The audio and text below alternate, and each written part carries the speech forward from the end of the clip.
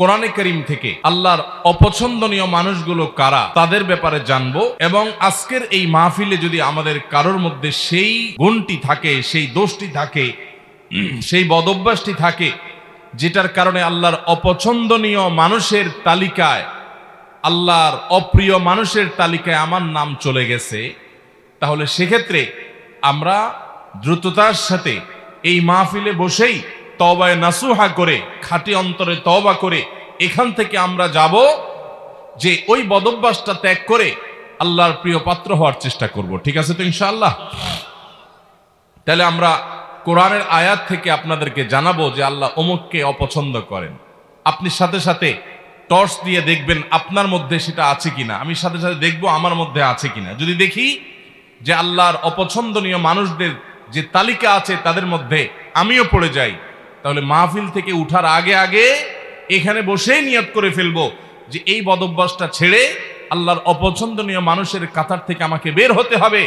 কারণ আল্লাহর অপছন্দনীয় মানুষের তালিকায় যদি নাম থাকে, এই লোক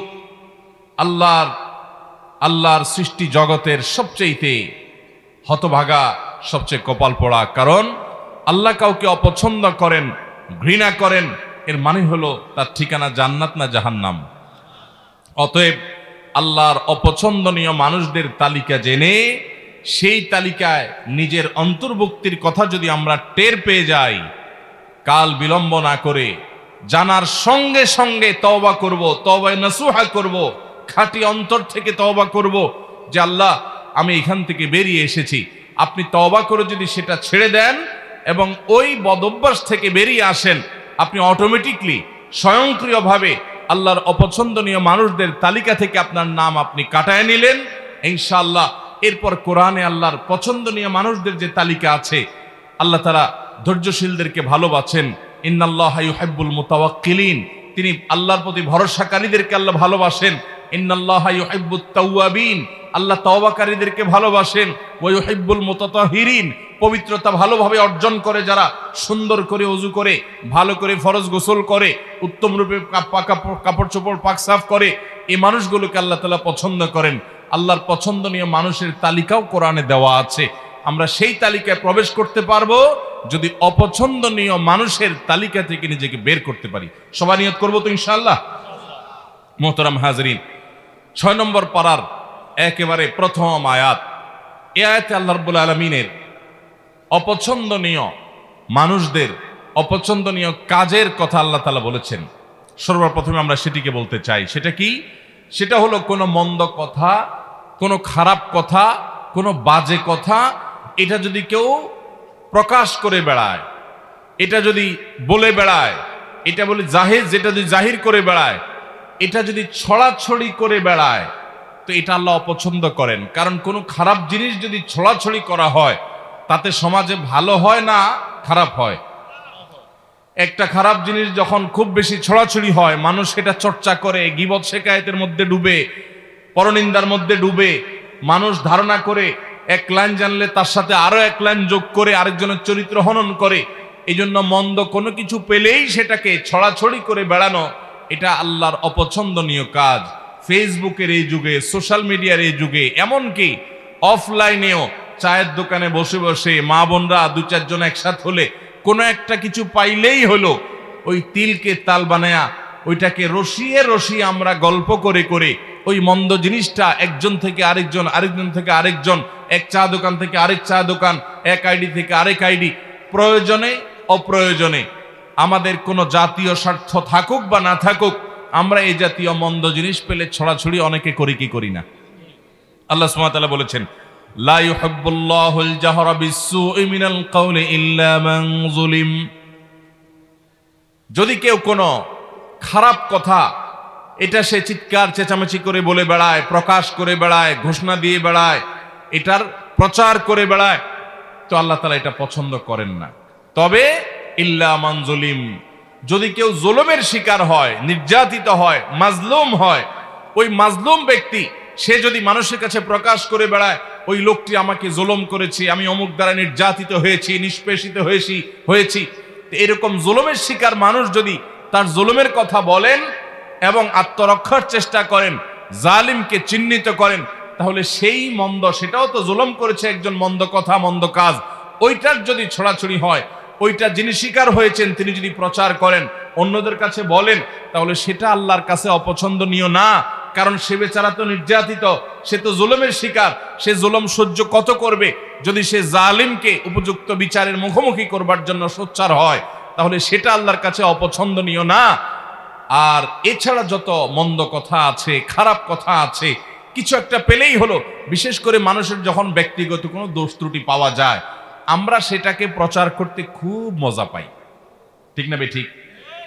নবী করিম সাল্লাল্লাহু আলাইহি সাল্লাম বলেছেন, তোমার কোন মুসলিম ভাই এমন কোন একটা ভেজালে, বিপদে, ঝামেলাতে পড়েছে যে তার ভুলের কারণে হয়তো মান-ইজ্জত যায় এমন একটা জায়গায় বেচারা পড়েছে, চিপায় পড়ে গেছে।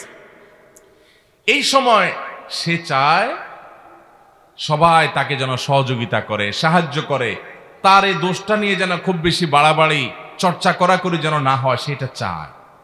ওই সময় যদি কোনো আল্লাহর বান্দা দাঁড়িয়ে ওই ব্যক্তির ইজ্জতকে বাঁচাবার চেষ্টা করে, যে ভুলে হয়ে গেছে, অথবা এরকম জটিল কিছু না, বেচারাকে একটু তার সম্মানটাকে রক্ষা করার চেষ্টা করে, তাহলে সেক্ষেত্রে যে এই উদ্যোগ নিল একজনের ইজ্জতকে বাঁচাবার জন্য, এই বেচারাও, এই লোকটাও তার জীবনে কখনো যদি এরকম বিপদে পড়ে, তাহলে আল্লাহ সুবহানাহু ওয়া তাআলা তার ইজ্জতকে এইভাবে রক্ষা করবেন।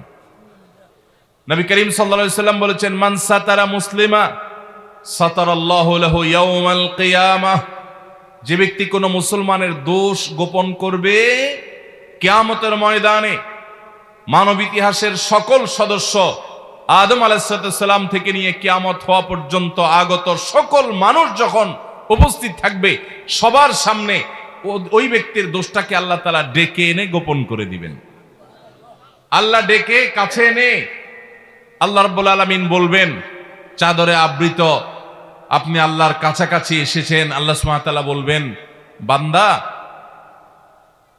তুমি অমুক অমুক গুনাহ যে করেছো, আতাযকুরু যামবা কাযা ওয়া যামবা কাযা, তোমার অমুক অমুক পাপ, অমুক অমুক অনাচার, জুলুম, হারাম কাজ যে করেছো, তোমার কি মনে পড়ে?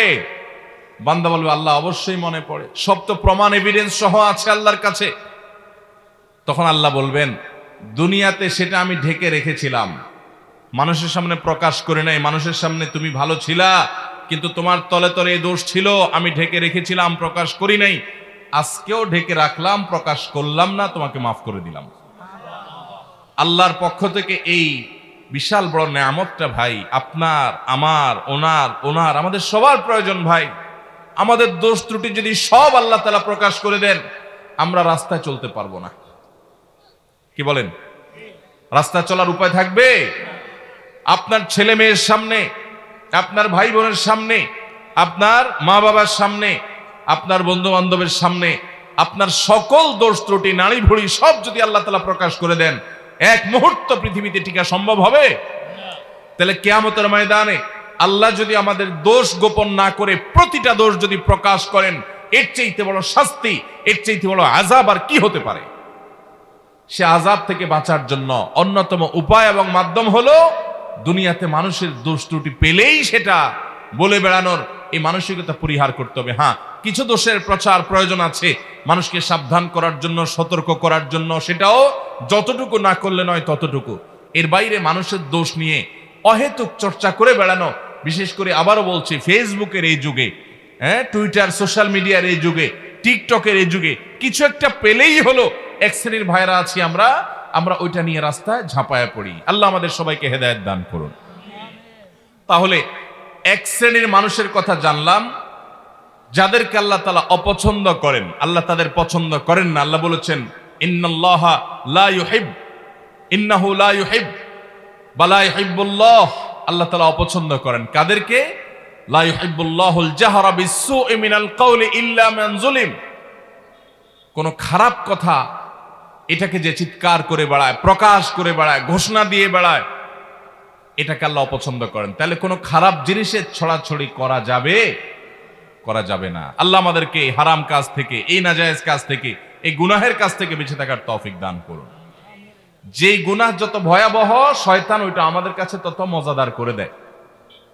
তাহলে একটা জানলাম আমরা, খারাপ জিনিসের ছড়াছড়ি, খারাপ কথা, খারাপ বিষয়, খারাপ ঘটনা, এগুলার অপ্রয়োজনীয় বিশেষ কোনো স্বার্থ বা যৌক্তিক কারণ ছাড়া ওইটার ছড়াছড়ি আল্লাহ তাআলা পছন্দ করেন না।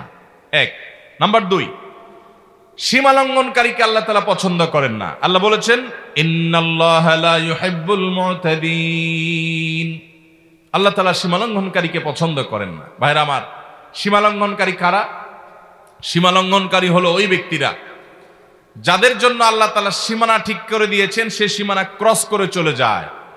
আপনি দেখা দিতে পারবেন অমুক অমুক অমুক অমুক নারীর সাথে, যাদের সাথে আপনার রক্তের সম্পর্ক আছে, নিজের স্ত্রী ছাড়া তাদের সাথে আপনি দেখা দিতে পারবেন। এছাড়া আপনার যাদের সাথে দেখা দেওয়া জায়েজ, মাহরাম, তাদের সাথে আপনি দেখা দিতে পারবেন। এটা আল্লাহর সীমানা। এর বাইরে বাকিদের সাথে দেখা দেওয়া যাবে যাবে না। এটা হলো আল্লাহর সীমানা। এখন যদি সেই সীমানা ক্রস করে আপনি যেই কোনো নারীর ছবি পেলেন, ভিডিও পেলেন, ফুটেজ পেলেন, ফেসবুকে পেলেন, পেপারে পেলেন, ম্যাগাজিনে পেলেন, যেখানে পেলেন, রাস্তাঘাটে পেলেন, আপনি চান্সে তাকে দেখে নিলেন, মনে মনে হারাম স্বাদ আস্বাদন করলেন, জল্পনা কল্পনা করলেন, তাহলে আল্লাহ যে সীমানা দিয়েছেন সেই সীমানাটা আমরা ক্রস করলাম কি করলাম না? আল্লাহ যাদের সম্পর্কে, যাদের সাথে দেখা দেওয়াকে জায়েজ করেছেন, তাদের গণ্ডি ওভারটেক করে যাদের সাথে দেখা দেওয়ার অনুমতি আল্লাহ দেন নাই, আপনি সেখানেও গিয়ে দেখেছেন, তাহলে সীমানা ক্রস করছেন কি করেন নাই? এটা হলো সীমা লঙ্ঘন। সীমা লঙ্ঘনের আরো বহু দিক আছে। তাহলে আল্লাহ যেগুলোকে হারাম করেছেন সেগুলোতে লিপ্ত হলে সেটা হলো সীমা লঙ্ঘন। আমাদের সমাজে কিয়ামতের আগে আরো কত কিছু দেখা যাবে ভাইরা। যারা সীমা লঙ্ঘন করে তারা বরং উল্টা যারা সীমা লঙ্ঘন করে না তাদেরকে সীমা লঙ্ঘনের কথা অনেক সময় বলে। যেমন আপনি পাবলিক পরিবহনে যাচ্ছেন, একজন যুবক বা দুজন যুবক একসাথে যাচ্ছে, ঝাঁকানাকা গান ফুল ভলিউমে মোবাইলে বাজায় দিয়া নাচতে নাচতে যাচ্ছে। আপনি যদি বলেন যে ভাই রে, বাবা রে, এত জোরে গানের আওয়াজ দিয়ে রাখছো, আমার তো অসুবিধা হয় বা আমি গান শুনতে চাই না, তোমরা হয় হেডফোন দিয়ে শুনো আর না হলে বন্ধ করো, আশপাশে মানুষের ডিস্টার্ব করিও না। আল্লাহ এটাকে হারাম করেছেন, তুমি মুসলমানের সন্তান না, তাহলে তুমি এটা শুনিও না। এটা বলার পর দেখবেন অনেক যুবক আছে বলবে যে হুজুর বেশি বাড়াবাড়ি করা ভালো না, আল্লাহ সীমা লঙ্ঘনকারীরা অপছন্দ করেন। দেখবেন তখন ওয়াজ শুনাই দিবে। আছে না না এরকম লোক? আপনি হারাম কাজ থেকে যখন নিষেধ করবেন তখন বলবে হুজুররা বেশি বাড়াবাড়ি করে। তো যে ব্যক্তি আল্লাহর সীমানা ক্রস করে চলে গেল, বাড়াবাড়ি তো সে করলো, যে নিষেধ করলো সে তো বরং আল্লাহর সীমানা ক্রস করতে নিষেধ করেছে, সে তো বরং সীমার মধ্যে থাকতে চাচ্ছে। অতএব সীমা লঙ্ঘন করা যাবে না, আল্লাহর সীমার মধ্যে থাকতে হবে। ঠিক একইভাবে আল্লাহ যা হালাল করেছেন সেটাও অনেকে হারাম করে, আল্লাহ যা বলেন নাই নিজে থেকে সেটাও অনেকে বলে, এগুলো সবগুলো সীমা লঙ্ঘনের শামিল। তাহলে দ্বিতীয় প্রকার মানুষ যাদেরকে আল্লাহ অপছন্দ করেন তারা হলো সীমা লঙ্ঘনকারী। আল্লাহ আমাদেরকে সকল প্রকার সীমা লঙ্ঘন থেকে, আল্লাহর হদ এবং সীমানাকে অতিক্রম করা থেকে আল্লাহ তাআলা আমাদেরকে বেঁচে থাকার তৌফিক দান করুন। তাহলে আল্লাহর কোন সীমানা লঙ্ঘন করব না। নাম্বার 3, যারা খেয়ানত করে, আমানত দিলে আমানত রক্ষা করে না, আমানত নষ্ট করে, পাপিষ্ঠ খারাপ মানুষ, গুনাহ করে বেড়ায়, নাজায়েজ কাজ করে বেড়ায়, কোনো ভয় নাই তার অন্তরে, এই মানুষগুলোকেও আল্লাহ তাআলা পছন্দ করেন না। কোরআনে কারীমে আল্লাহ রাব্বুল আলামিন তাদের সম্পর্কে বলেছেন ইয়ামহাকুল্লাহুর রিবা ওয়া ইউরবিস সাদাকাত।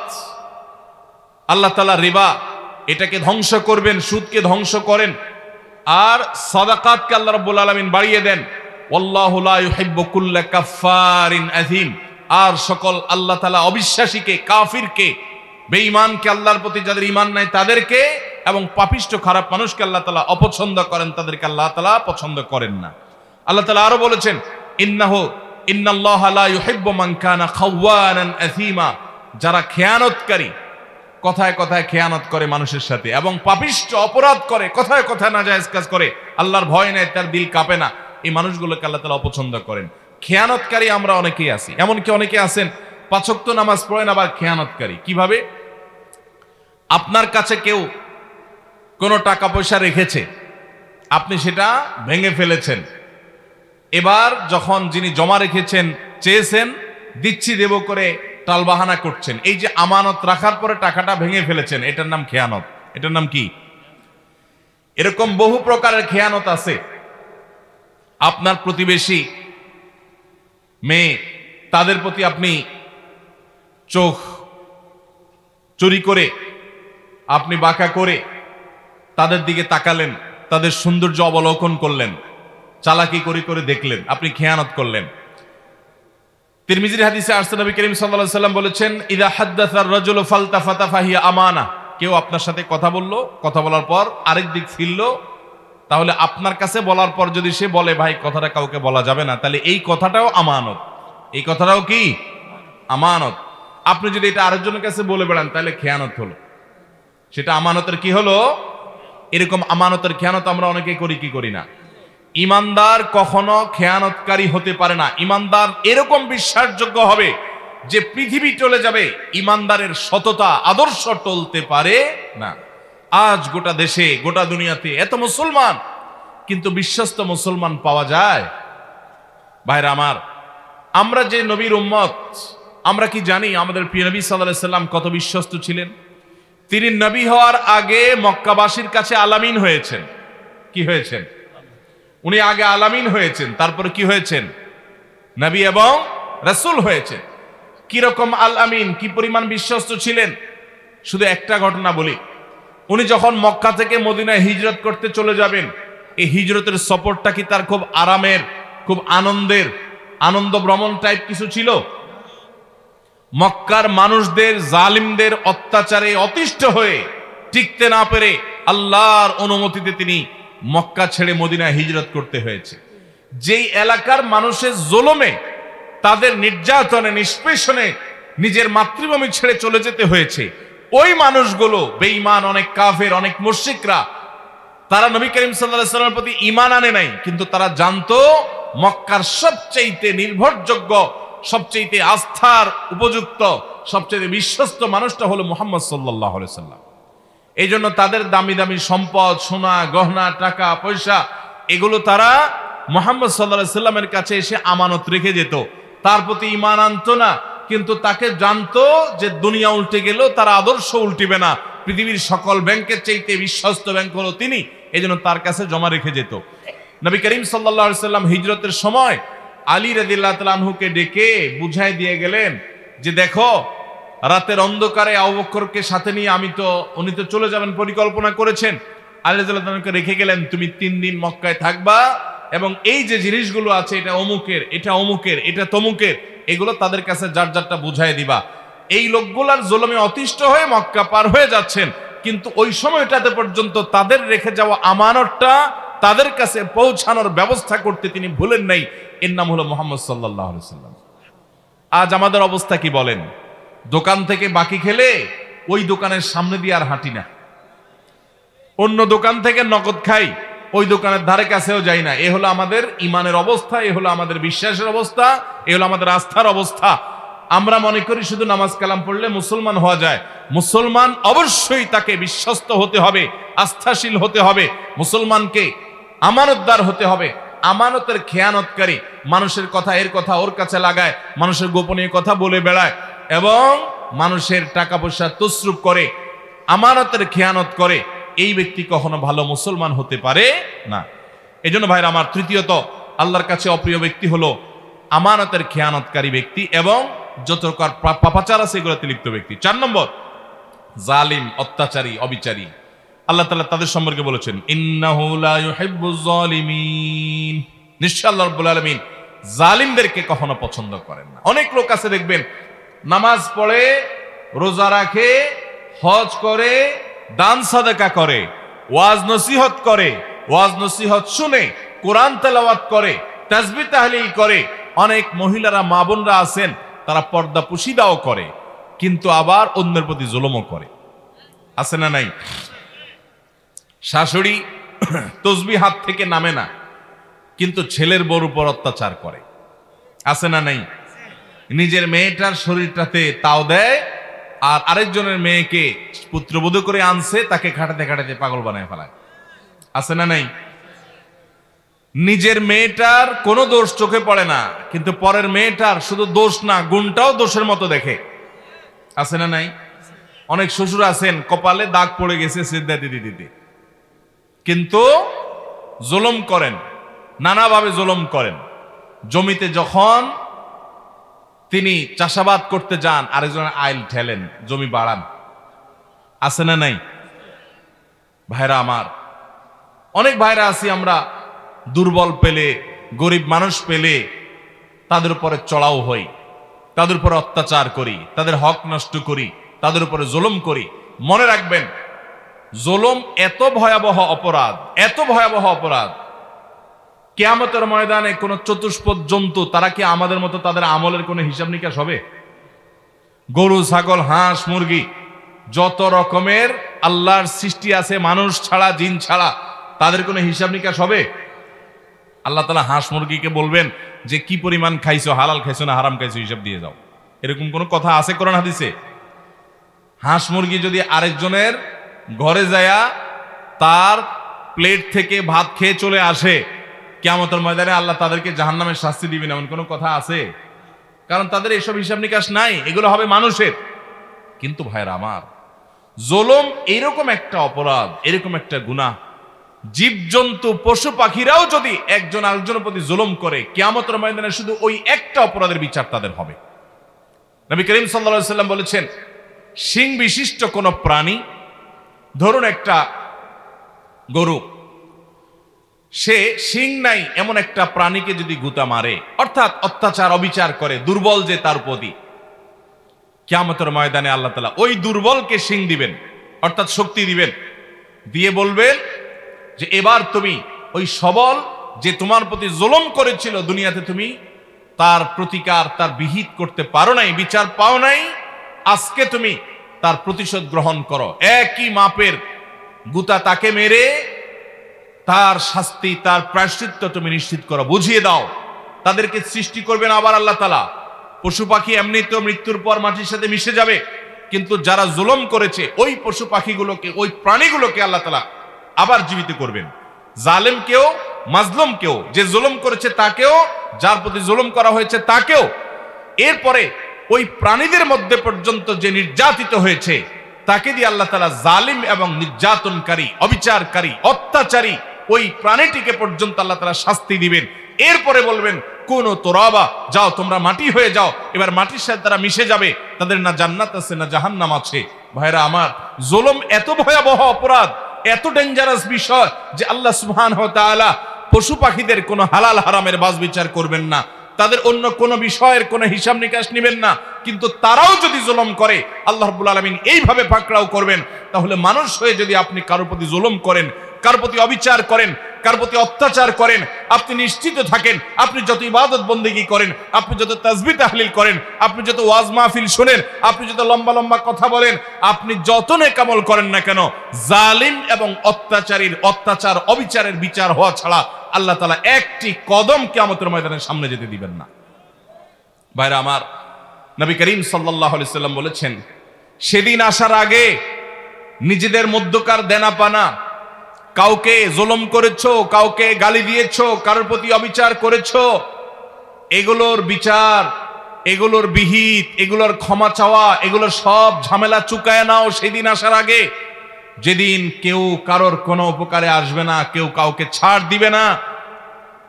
ভাইরা আমার, নবী করিম সাল্লাল্লাহু আলাইহি সাল্লাম সাহাবীদেরকে জিজ্ঞাসা করেছেন, আতাদরুনা মানিল মুফলিস, তোমরা কি জানো সবচেয়ে বড় ভিখারি কে? সাহাবীরা বললেন, আল মুফলিসু ফিনা মাল্লা দিনার লাহু ওয়ালা দিরহামা। হে আল্লাহর রাসূল, যার কোনো টাকাও নাই, পয়সাও নাই, আমরা জানি সেই সবচেয়ে ভিখারি, সেই সবচেয়ে হতভাগা।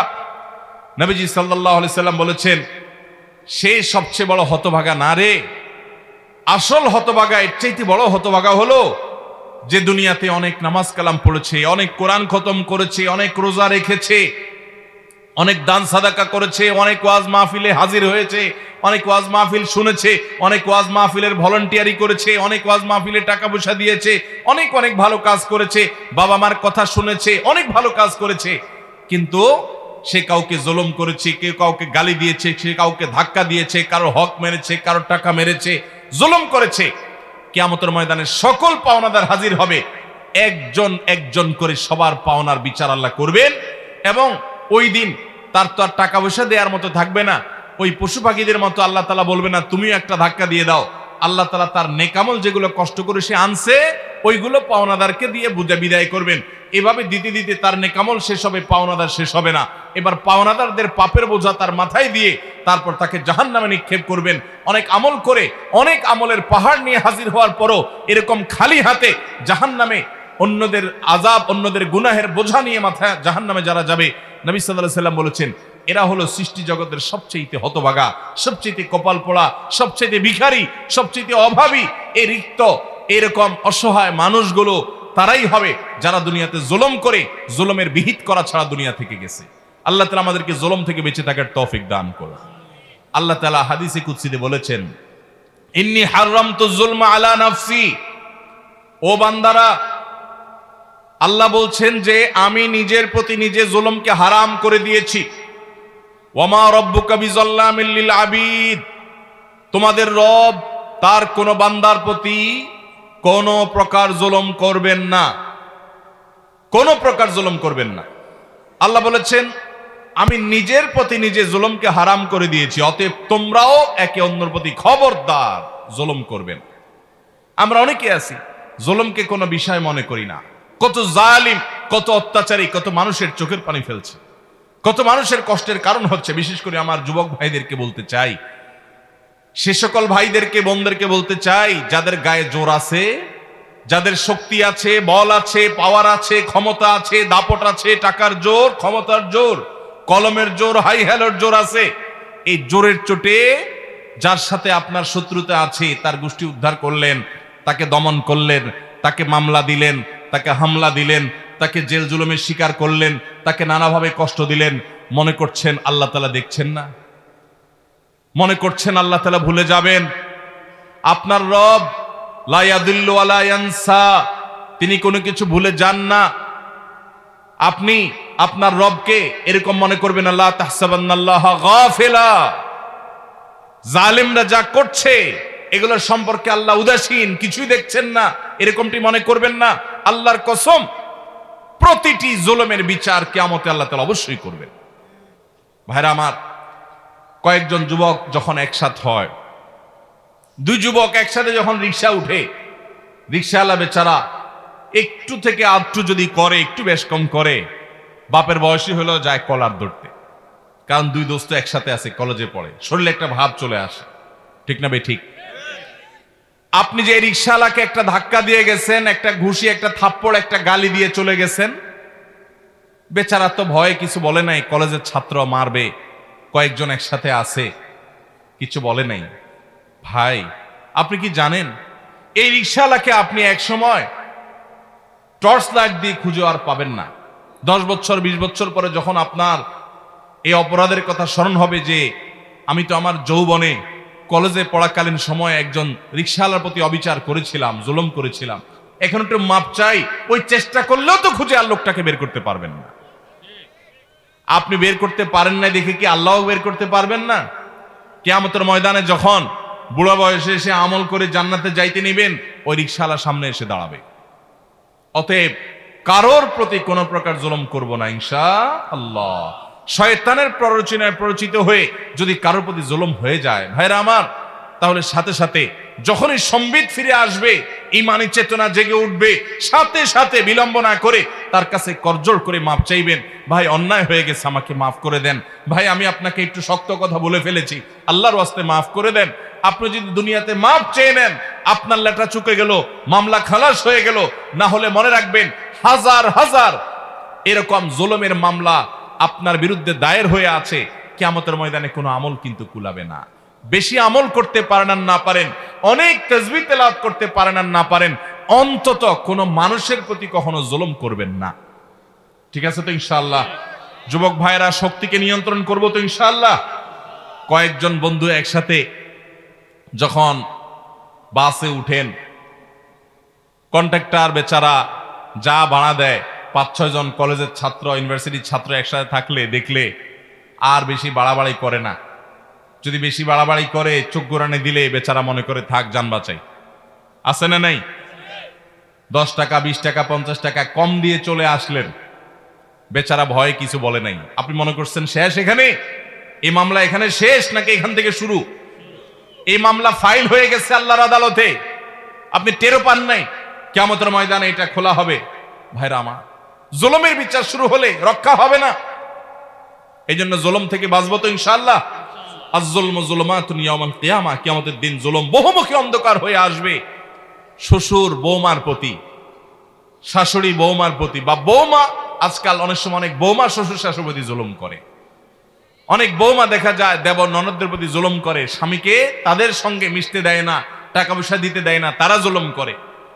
আবার অনেক সময় দেখা যায় শ্বশুর শাশুড়ি বৌমার উপর জুলুম করে, প্রতিবেশীর উপরে জুলুম করে, মালিক অধীনস্থের উপরে জুলুম করে, অধীনস্থ মালিকের প্রতি জুলুম করে, বাপ সন্তানের প্রতি জুলুম করে, সন্তান বাবার প্রতি জুলুম করে, ভাই বোন পরস্পরের প্রতি জুলুম করে, কাস্টমার মালিক দোকানদারের প্রতি, দোকানদার কাস্টমারের প্রতি, এরকম নানা শ্রেণী পেশার মানুষ শাসক প্রজাদের প্রতি, প্রজারা শাসকদের প্রতি জুলুম করে কি করে না? আল্লাহ আমাদের সব ধরনের জুলুম থেকে বেঁচে থাকার তৌফিক দান করুন। তাহলে 4 নম্বর, আল্লাহর অপ্রিয় অপছন্দনীয় মানুষ হলো জালেম। আমরা জানলাম আমার মধ্যে যদি জুলুম থাকে আমি আজকেই তওবা করব, আল্লাহ আমাদেরকে তৌফিক দান করুন। নাম্বার 5, অহংকারী, দাম্ভিক। অহংকারী মানুষকে আল্লাহ তাআলা অপছন্দ করেন। আল্লাহ তাআলা বলেছেন, ইন্নাল্লাহা লা ইউহিব্বু মান কানা মুখতালান ফখুরা, যারা গর্ব করে বেড়ায়, অহংকার করে বেড়ায়, এই মানুষগুলোকে আল্লাহ তাআলা পছন্দ করেন না। আল্লাহর ঘৃণিত, আল্লাহর অপছন্দনীয় মানুষেরা যারা অহংকার করে। আমাদের সমাজে এরকম অহংকারের রোগ আমাদের অনেকের মধ্যে আছে, সেটাকে আমরা রোগ মনে করি না, ওইটাকে আমরা আত্মসম্মান মনে করি। আত্মসম্মান না, অহংকার এক জিনিস আর আত্মসম্মান আরেক জিনিস। আপনি নিজেকে বড় করলেন, বড় মনে করলেন, ভাবসাব নিয়ে রাস্তাঘাটে গেলেন, একটু বড় লোকের ছেলে, ক্ষমতাবান মানুষের ছেলে, আপনার চলাফেরার ভিতরে একটু ভাবসাব আসলো, বাকিদেরকে মানুষ মনে করলেন না, এটা হলো অহংকার। এই অহংকারটা আমাদের মধ্যে আছে না নাই? কারোর কাছে জ্ঞানের অহংকার আছে, কারোর কাছে পয়সার অহংকার আছে, কারোর ক্ষমতার অহংকার আছে, কারোর নাম যশ খ্যাতির অহংকার আছে। ও মালিক, আপনি আমাদের অন্তরকে অহংকার থেকে ধুয়ে মুছে পরিষ্কার করে দিন। যার অন্তরে বিন্দু পরিমাণ, জাররা পরিমাণ অহংকার থাকবে, সরিষার দানা পরিমাণ অহংকার থাকবে, ওই ব্যক্তিকে আল্লাহ রাব্বুল আলামিন জান্নাতে প্রবেশ করা হারাম করে দিয়েছেন। নো এন্ট্রি, তার জান্নাতে প্রবেশের কোনো সুযোগ নেই। ভাইরা আমার, আল্লাহর হাবিব সাল্লাল্লাহু আলাইহি সাল্লাম আল্লাহর কাছে বিনয়ী হওয়ার জন্য দোয়া করেছেন। আমাদেরকে বিনয়ী হওয়ার চেষ্টা করতে হবে। আমাদের নবীজি সাল্লাল্লাহু আলাইহি সাল্লাম বিনয়ী ছিলেন। বিনয়ী মানুষকে আল্লাহও ভালোবাসেন, বান্দারাও ভালোবাসেন, মানুষও পছন্দ করে। নরম মানুষ, ভদ্র মানুষ, বিনয়ী মানুষ। অহংকারী, দাম্ভিক এবং খুব বেশি গর্ব করে বেড়ায়, দাপট দেখায় বেড়ায়, এই মানুষগুলোকে মানুষও পছন্দ করেন না, আল্লাহও পছন্দ। অতএব মাটির মানুষ হব, চলাফেরায়, আচার আচরণে, কথায় যেন কোনো অবস্থাতে অহংকার প্রকাশ না হয়। আল্লাহ রাব্বুল আলামিন হাদিসে কুদসিতে বলেছেন, অহংকার হলো আমার চাদর। আল্লাহ বলছেন, এই অহংকার যদি কেউ করে তাহলে সে আমার চাদর নিয়ে টানাটানি করে, আর যে আমার চাদর নিয়ে টানাটানি করে আল্লাহ রাব্বুল আলামিন তাকে ছিঁড়ে ফেলবেন, তাকে জাহান্নামে নিক্ষেপ করবেন, তার জন্য জান্নাত হারাম। অতএব অহংকার করা যাবে না। আল্লাহ আমাদেরকে বিনয়ী হওয়ার তৌফিক দান করুন। তাহলে ভাইরা আমার, 5 নম্বর আল্লাহর অপ্রিয় মানুষের তালিকা জানলাম যে তারা হলো অহংকারী মানুষ। 6 নম্বর হলো যারা সমাজে ফাসাদ সৃষ্টি করে। ফাসাদ সৃষ্টি করে, ফাসাদের মধ্যে সবচেয়ে বড় ফাসাদ অনেক মুফাসসিরদের মতে কাবিরা গুনাহ যারা লিপ্ত হয়, শিরকে যারা লিপ্ত হয়, শিরক করে, এটা বড় ফাসাদ। ঠিক একইভাবে দুনিয়াতে শান্তি নষ্ট করে যারা, দেখবেন অনেক লোক আছে দাঙ্গা হাঙ্গামা, গন্ডগোল, ফাসাদ, মারামারি, কাটাকাটি, এগুলোই তাদের ভালো লাগে, ফাসাদ করতে ভালো লাগে, শান্তি ভালো লাগে না। আল্লাহ বলেছেন, ইন্নাল্লাহা লা ইউহিব্বুল মুফসিদিন, আল্লাহ তাআলা ফিতনা এবং ফাসাদকারী মানুষকে পছন্দ করেন না। এটা হলো 6 প্রকারের মানুষ, 6 নম্বর প্রকার। 7 নম্বর হলো ওই সমস্ত মানুষগুলো যারা অহমিকা দেখায়, অহংকার করে, আগে যে ফখর করে, গৌরব করে, বড়াই করে বেড়ায়, তাদেরই মতোই, সেটারই আপনার আল্লাহ রাব্বুল আলামিন ভিন্নভাবে প্রকাশ করেছেন, ইন্নাহু লা ইউহিব্বুল মুস্তাকবিরিন, যারা ইস্তিকবার করে, যারা সত্যকে অস্বীকার করে, অহমিকা বশত মানতে চায় না, আল্লাহ তাআলা তাদেরকে পছন্দ করেন না। 8 নম্বর হলো যারা দুনিয়া পেয়ে এত খুশি হয়ে যায় যে মনে হচ্ছে সে জান্নাত হাতের কাছে পেয়ে গেছে। মানে দুনিয়াদার যখন খুব মারাত্মক পর্যায়ের হয় তখন দুনিয়া পেলেই সে শুধু খুশি হয়, বাস, তার কাছে আখিরাতের কোনো দাম নাই।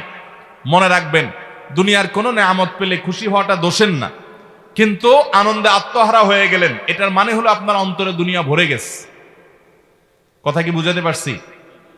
অনেক লোক আছে দেখবেন যে দুনিয়ার কোনো অর্জন হলে খুশিতে একদম বাগবা, সে লাফালাফি, মনে হচ্ছে জান্নাত পেয়ে গেছে। আবার দুনিয়ার যদি কোনো ক্ষতি হয়ে যায় সে এমন ভাবে ভেঙে পড়ে মনে হচ্ছে তার সব শেষ হয়ে গেছে। এটা কোনো মুসলমানের চরিত্র না। ইমানদারের চরিত্র হলো দুনিয়া অর্জন হচ্ছে, আলহামদুলিল্লাহ, আল্লাহ শুকর আদায় করলাম, এত আহামরি খুশির কিছু নাই, কারণ আমি তো এখনো জান্নাত পেয়ে যাইনি। ঠিক না বে ঠিক? আমি যে খুশি হয়েছি, এই খুশি হওয়াটা আমার 16 কলায় পরিপূর্ণ হতো, এই খুশি হওয়াটা আমার পূর্ণতা পেত যদি আল্লাহ আমাকে জান্নাতের ঘোষণা দিতেন। কোরআনে আল্লাহ বলেছেন, ফামান যুহজিহা আনিন নারি ওয়া উদখিলাল জান্নাতা ফাকাদ ফাজ, যাদেরকে জাহান্নাম থেকে আস্তে আস্তে দূরে সরানো হবে আর কিয়ামতের দিন জাহান্নাম থেকে তাকে মুক্ত ঘোষণা করা হবে, জান্নাতে যখন প্রবেশ করানো হবে, এই ব্যক্তি আসল সাকসেস, আসল সফল হয়ে গেল। তার এই সফলতা আর কখনো ব্যর্থতায় পর্যবসিত হবে না। এই হলো আসল সাকসেস এবং সফল মানুষ। ভাইরা আমার, সেই সফল, সেই সার্থক মানুষ আমাদেরকে হতে হবে এবং তার জন্য চেষ্টা করতে হবে। এই জন্য ইমানদারের সুখী হওয়ার একটা গুরুত্বপূর্ণ টনিক হলো এটা, যে ইমানদার কোনো অর্জনে খুব বেশি আত্মহারা হতে যাবে না, আনন্দ করবে, আনন্দ আত্মহারা হবে না। আবার কোনো ক্ষতিতে কষ্ট হতে পারে, মানুষ হিসাবে কষ্ট হওয়াটা স্বাভাবিক, কিন্তু কষ্টের চোটে ভেঙে পড়বে না। কথা কি বুঝাতে পারছি? ভাইরা আমার, আমি যখন মাদ্রাসায় পড়ি, আজ থেকে অনেক বছর আগের কথা, সম্ভবত 2 যুগ 2.5 যুগের মতো হয়ে গেছে। আমি অনেক ছোট ছিলাম। আমার মনে আছে যে একবার ঈদের সময় শহর থেকে গ্রামের বাড়িতে যাব, তো বাসের টিকিট পাওয়া খুব টাফ। আমি একটা টিকিট পেয়ে গেছি ভালো বাসে।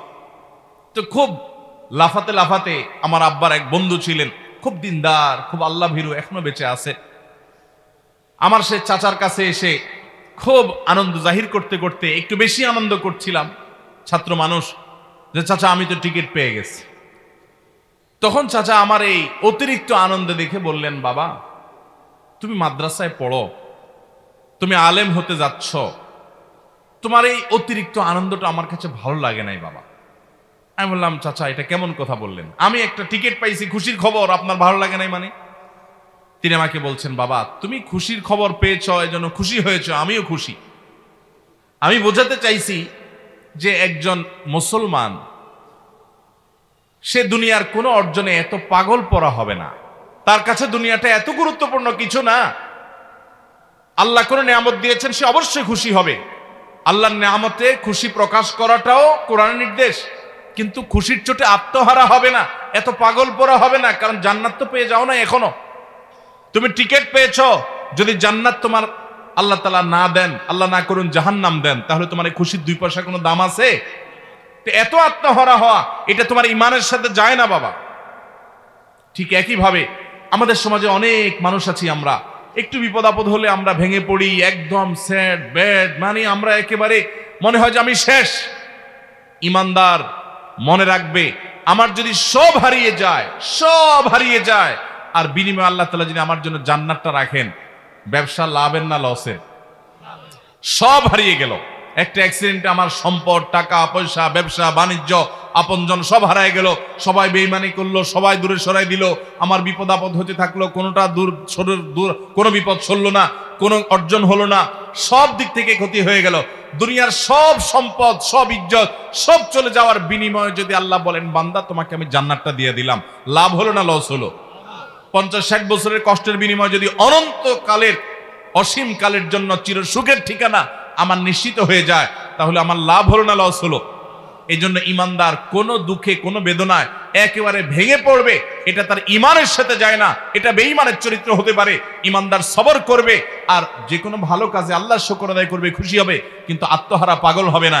এই জন্য আল্লাহ রাব্বুল আলামিন কোরআনে কারীমে বলেছেন, ইন্নাল্লাহা লা ইউহিব্বুল ফারিহিন, নিশ্চয়ই আল্লাহ রাব্বুল আলামিন কোন অতিরিক্ত আনন্দে আত্মহারা, দুনিয়াবি কোনো বিষয় পাওয়ার পরে করে পাগল পরা হয়ে যাওয়া, এই অতিরিক্ত দুনিয়া করা মানুষ, দুনিয়া খাই করা মানুষ, এই মানুষগুলোকে আল্লাহ পছন্দ করেন না। অতএব ভাইরা আমার, আমরা আল্লাহ রাব্বুল আলামিনের কাছে আমরা পানা চাইবো, আল্লাহ যেন আমাদেরকে এরকম দুনিয়ার মধ্যে ডুবায় না রাখেন। আজ যে পৃথিবীতে আমরা বসবাস করছি, ভোগবাদের দুনিয়া। কিসের দুনিয়া ভাই? ভোগবাদ। চতুর্দিকে দেখবেন শুধু ভোগের আহ্বান। যত বিজ্ঞাপনী, বিলবোর্ড, যত অ্যাডভার্টাইজ, যত আহ্বান, সব দেখবেন কিসের? ভোগের। দুনিয়াতে মস্ত বড় খাওয়া দাওয়ার ফুর্তি করো, আগামীকাল বাঁচবে কিনা বলতে পারো, ভোগ করো। আর ইসলাম বলে মানুষকে ভোগ নয়, প্রয়োজন যা তা অবশ্যই তুমি ভোগ করো, কিন্তু তোমার প্রয়োজনের বেশি ভোগ করবে না, বরং ত্যাগ করতে শিখো। ভোগে নয়, বরং ত্যাগেই আনন্দ আছে, ত্যাগেই তোমার পরিতৃপ্তি আছে। আল্লাহর জন্য দান করো, স্যাক্রিফাইস করতে শিখো, ত্যাগ করতে শিখো। ইসলাম সেটা বলে। ভোগ পশু পাখিও করে, ত্যাগ এটা সবাই করতে পারে না। আল্লাহ আমাদেরকে ত্যাগী মানুষ হওয়ার তৌফিক দান করুন। ভাইরা আমার, তাহলে আমরা 8 নম্বরের যাদেরকে আল্লাহ তাআলা অপছন্দ করেন তাদের কথা জানলাম। সে মানুষগুলো হলো দুনিয়ায় যারা আত্মহারা হয়ে যায়। আত্মহারা হয়ে যাওয়া এটা এখন কমন একটা বিষয় হয়ে গেছে। নামাজ কালাম পড়ি, ওয়াজও শুনি, সবই ঠিক আছে, কিন্তু পয়সা ছাড়া আর কিছু বুঝি না। পয়সা ছাড়া, দুনিয়া ছাড়া আর কিছু বুঝি না। দুনিয়া আমাদের লাগবে দুনিয়া চলতে হলে। নৌকার মতো, নৌকা যখন পানি দিয়ে চলে, নৌকা তো পানি দিয়েই চলে নাকি? পানি দিয়ে নৌকা চলে, পানি ছাড়া নৌকা চলবে? দুনিয়া ছাড়া আমরাও এরকম দুনিয়াতে চলতে পারবো? দুনিয়াতে চলতে হলে দুনিয়ার দরকার আছে, টাকা পয়সা, রিজিক, থাকার জায়গা, এগুলো দরকার আছে। কিন্তু যদি সেগুলো আমাদের ভেতরে ঢুকে পড়ে, একদম আমরা দুনিয়ার ভেতরেই ডুব দিয়ে যাই, দুনিয়া ছাড়া কিছু না বুঝি, সারাদিন শুধু দুনিয়া দুনিয়া করি, তাহলে নৌকার ভিতরে পানি ঢুকার মতো হয়ে যাবে। ওই নৌকা অ্যাক্সিডেন্ট করবে, ডুবে যাবে, আমরা দুনিয়ার ভিতরে ডুবে যাবো। আজকে সে অবস্থা হয়েছে। আল্লাহ আমাদের সবাইকে আখিরাতমুখী হওয়ার তৌফিক দান করুন। আমাদের পূর্বসূরীদের দুনিয়া বিমুখতার ঘটনাবলী এবং ইতিহাসগুলো জানার চেষ্টা করবেন। সালাফের পূর্বসূরীদের কিভাবে দুনিয়া বিমুখতা জানার চেষ্টা করবেন। নবী করিম সাল্লাল্লাহু আলাইহি ওয়াসাল্লাম তিনি বলেছেন, দুনিয়া এবং দুনিয়াতে যা কিছু আছে, সারা পৃথিবীর সকল নেয়ামত, সকল নেয়ামতের উপকরণ, ভোগের উপকরণের সবগুলো মিলে আল্লাহর কাছে যদি একটা মাছির ডানা পরিমাণ মূল্যবান হতো, তো আল্লাহর প্রতি বেঈমান কোন কাফের, কোন মুশরিক, আল্লাহর কোন অবাধ্য নাফরমানকে আল্লাহ রাব্বুল আলামিন এক যোগ পানিও দুনিয়া থেকে পান করতে দিতেন না। এক যোগ পানিও পান করতে দিতেন না। যদি দুনিয়ার দাম আল্লাহর কাছে একটা মাছির ডানার পরিমাণ হতো, এতটুক দামও নাই। এটা মৃত্যুর আগে টের পাওয়া যাবে না। আল্লাহ আমাকে আপনাকে আমাদের বুঝার তৌফিক দান করুন। দুনিয়ার মোহ আমাদের অন্তর থেকে আল্লাহ তাআলা বের করার তৌফিক দান করুন। গোটা পৃথিবীতে মুসলমানরা আজ লাঞ্ছিত, বঞ্চিত হওয়ার অন্যতম একটা কারণ এটাও যে মুসলমানরা আজ দুনিয়ার ভিতরে হাবুডুবু খেয়েছে। নবী করিম সাল্লাল্লাহু আলাইহি সাল্লাম তার এক হাদিসে বলেছেন যে একটা সময় আসবে যে খাবার সামনে নিয়ে যেরকম কাফিররা, খাবার সামনে নিয়ে যেরকম খাদকরা টানাটানি করে ভাগযোগ করে খেয়ে ফেলে, তোমরা মুসলমানরা দুনিয়াতে তোমাদেরকে অমুসলমানরা, কাফেররা ভাগযোগ করে খাবে, লুটপাট করে জুলুম করবে। কাশ্মীরের লোকদেরকে জুলুম করবে এক গ্রুপ, ইরাকের মুসলমানদেরকে জুলুম করবে আরেক গ্রুপ, ফিলিস্তিনের মুসলমানদেরকে জুলুম করবে আরেক গ্রুপ। এক এক দেশের মুসলমানদেরকে জুলুম করার জন্য এক এক গ্রুপ ভাগযোগ করে নিবে। খাদকরা খাবার যেরকম টেনে ছিঁড়ে একজন আরেকজনে এক একটা নিয়ে আরেকজনকে আরেকটা দিয়ে তারা এরকম খায়, ঝাঁপায় পড়ে, তোমাদের উপর এরকম ঝাঁপায় পড়বে। সাহাবায়ে কেরাম বলেছিলেন, ইয়া রাসূলুল্লাহ, সেদিন আমাদের সংখ্যা কম হবে, সেজন্য নবীজি বলেছেন, না, লা বাল আনতুম ইয়াউমা ইদিন কাসীর, তোমরা সেদিন অনেক থাকবে। ওয়ালাকিন্নাকুম গুসাউন কাগুসাইস সাইল, কিন্তু পানির উপরে, বানের পানিতে যেরকম খড়কুটা ভাসে, তোমাদের দাম সেরকম হবে। অমুসলিমদের অন্তর থেকে তোমাদের ভয় তুলে দেওয়া হবে। সেটা কি কারণে হবে? নবী করিম সাল্লাল্লাহু আলাইহি সাল্লাম বলেছেন, হুব্বুদ দুনিয়া ওয়া কারাহিয়াতুল মউত, তোমরা মরণকে ভয় করবে। মুসলমান মরণকে এত ভয় করবে না, মৃত্যু হলে তো আমার আল্লাহর সাথে সাক্ষাতের সৌভাগ্য হবে। এবং দুনিয়ার মোহ তোমাদের ভিতরে এমন ভাবে ঢুকে পড়বে যে তোমাদের অবস্থা এরকম হবে। মুসলমান যেদিন দুনিয়ার মোহকে ছুঁড়ে ফেলতে পারবে, সেদিন মুসলমান আবারও দুনিয়াকে জয় করবে। সাহাবায়ে কেরাম তাদের সামনে বিভিন্ন সম্রাটদের স্বর্ণখচিত রাজমুকুট মসজিদে নববীর সামনে এনে ফেলে রাখা হতো। সাহাবায়ে কেরাম দেখে শ্লেষের সাথে, ঠাট্টার সাথে তাকাতেন, উষ্ঠা মারতেন, ওইটাকে দাম দিতেন না।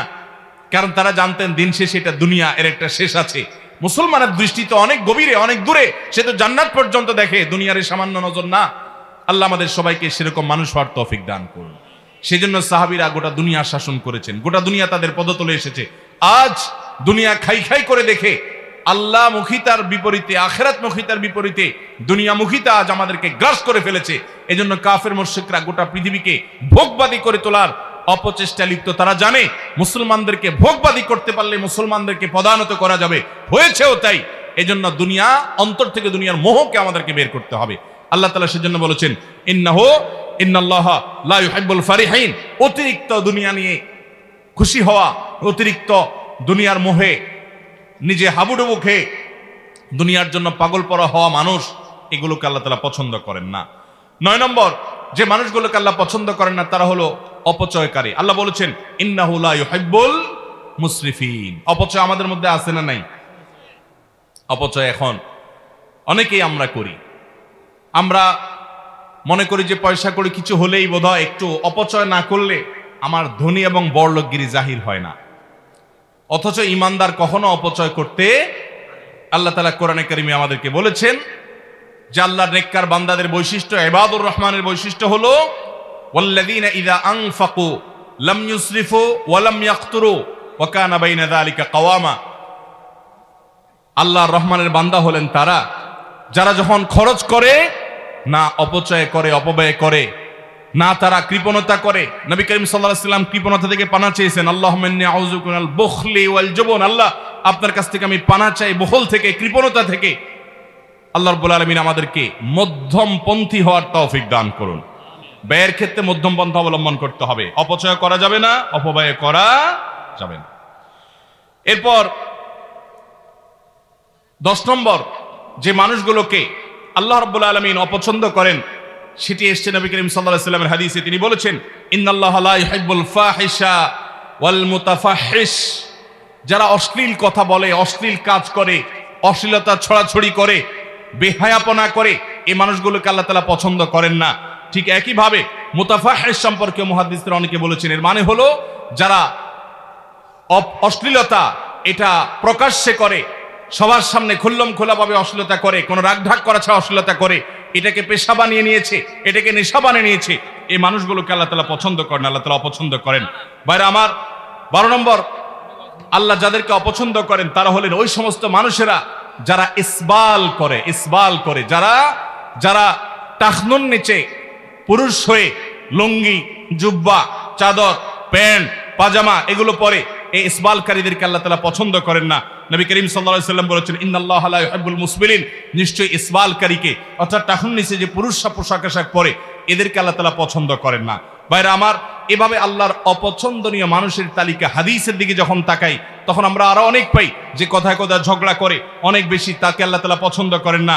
যে ব্যক্তি বেচা কিনা করতে গিয়ে কথায় কথায় শপথ করে, কসম খায় এবং কাস্টমারকে ঠকাবার জন্য মিথ্যা কসম খায় এবং প্রয়োজনে অপ্রয়োজনে কসম করেন, দোকানদারও আছে এরকম, তাদেরকে আল্লাহ তাআলা অপছন্দ করেন। ঠিক একইভাবে যে ব্যক্তি গরিব হয়ে আবার অহংকার করে আল্লাহ তাআলা তাদেরকে অপছন্দ করেন। যে ব্যক্তি ধনী হয়ে জুলুম করেন তাদেরকে আল্লাহ তাআলা অপছন্দ করেন। যে ব্যক্তি দুনিয়াটা খুব ভালো বুঝে, আখিরাতের কিছুই বুঝে না, এই মার্কালা মানুষ আমাদের সমাজে এখন ভরা, এরা আল্লাহর অপছন্দনীয় মানুষের তালিকায় আছে। আল্লাহর অপছন্দনীয় মানুষের তালিকা এরকম খুঁজলে আমরা আরো অনেক পাবো কোরআন এবং হাদিসের আলোকে।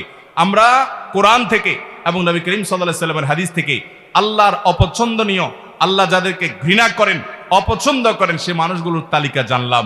আল্লাহ যাদের অপছন্দ করেন তারা কোথায় যাবে? জান্নাতে না জাহান্নামে? আল্লাহর অপছন্দের মানুষগুলো কি জান্নাতে যাওয়ার সুযোগ আছে?